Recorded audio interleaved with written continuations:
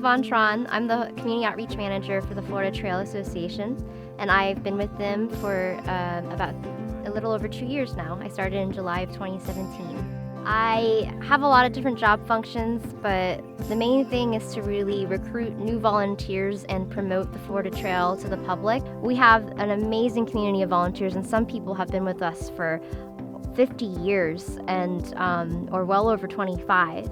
And we really want to make sure that we can sustain that volunteer community and ensure a next generation of trail stewards on the trail. We understand the limitations that in people's busy day-to-day lives, where they can't even fully commit to following through with an idea of volunteering with us. And so having something like Feathr, where it's an ad that pops up reminding you, like, hey, you were interested in maybe joining as a member of the Florida Trail Association or volunteering that one time, guess what, there's a work party coming up in your area just in a few weeks. Those little reminders are helpful just as much as we utilize all these different apps that remind us about different projects or different events coming up or even tasks that we had in mind.